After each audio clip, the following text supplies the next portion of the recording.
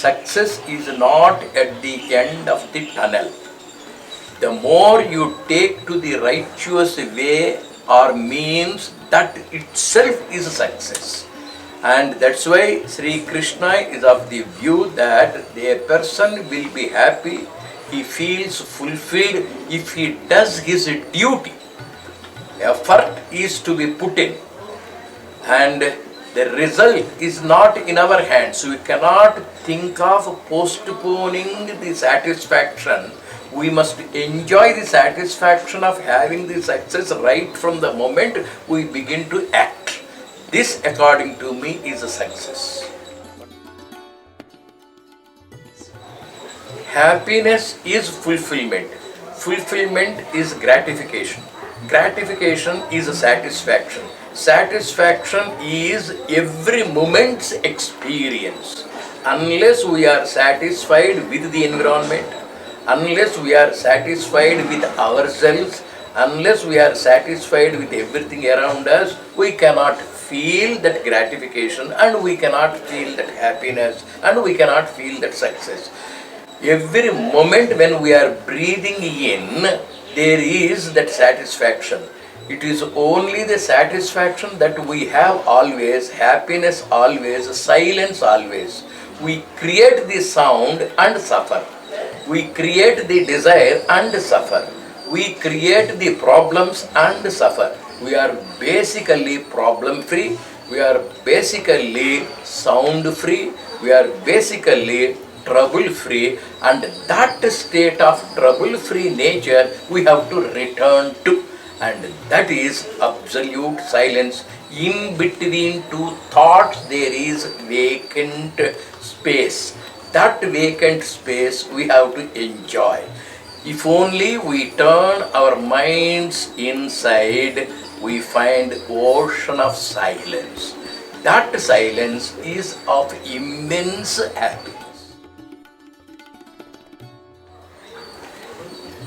What the Westerner says is materialistic. What the Orientals say is spiritual. Materialistic success is momentary, capable of creating one more desire, one more struggle, and the struggles are endless. Whereas Easterners, Orientalists, Indian people have a cessation of desire.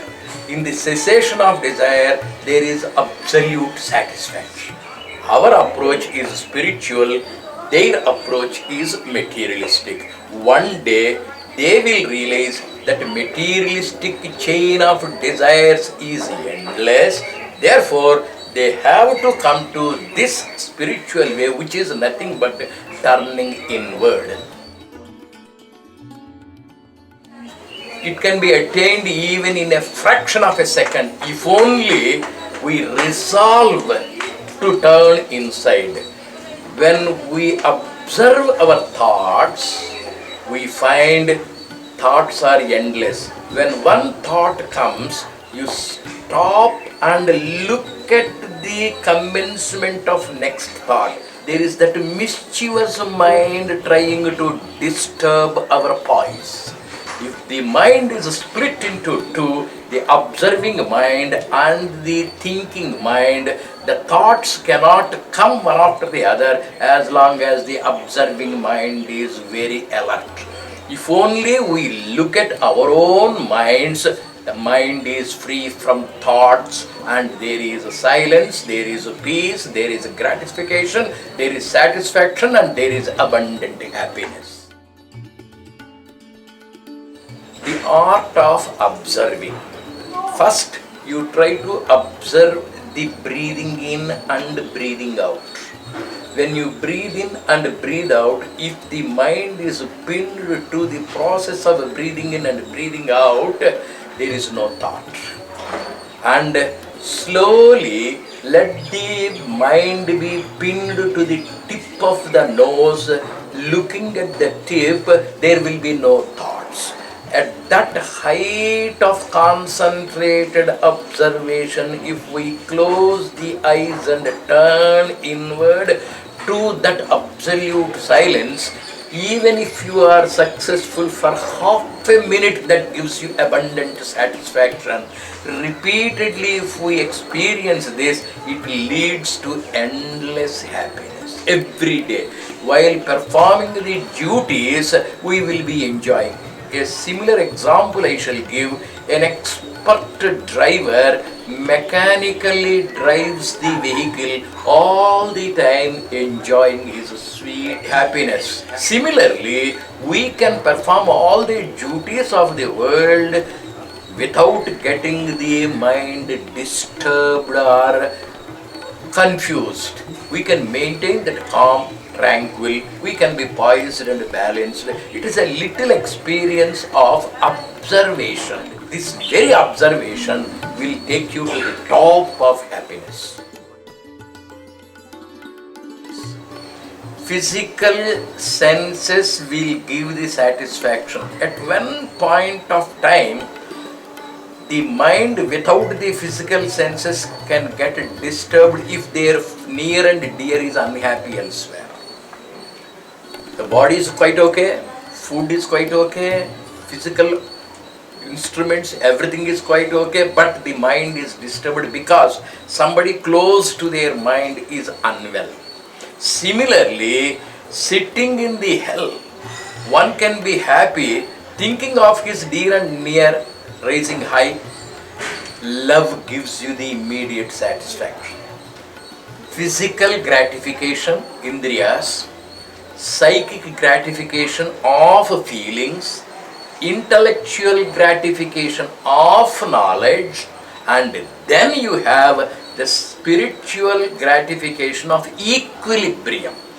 Modern people will feel the physical satisfaction to be the highest, but they themselves at a particular point of time will realize it is the feeling of love that gives greater satisfaction. Similarly, intellectual satisfaction, when they know the truth about something, it gives them thrill of satisfaction. Beyond that relative truth, if they go to the absolute truth, the satisfaction is much more. It is natural to go from the physical to the psychological to the intellectual and to the spiritual.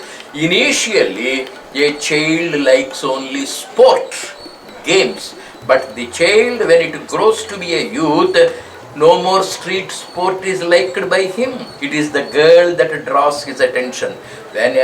When he becomes a man, it is money that draws his attention.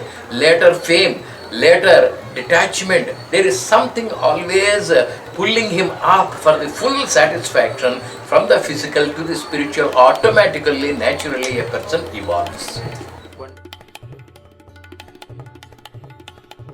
Yadhechasi tadha kuru. Sri Krishna in the Bhagavad Gita explains both the margas, pravritti marga, nivritti marga, or the two ways as the option to Arjun, and he gives the option ultimately, you do whatever you feel like doing.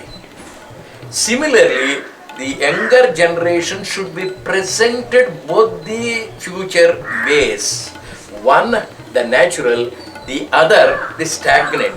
Do you like to go up the ladder for the full satisfaction, or do you want to get stagnated now and then to have the experience through the troubles, through the struggles, through the trial and error method? The man proceeds. This is one way. And the other, the scriptures are there, Adi Shankara is there, Ramanuja is there, great Upanishads are there. They have already experienced, they have paved the way. It is left to the modern generation, young boys and girls, to burn their fingers and then evolve, or learn the message that they should not put the finger in the fire.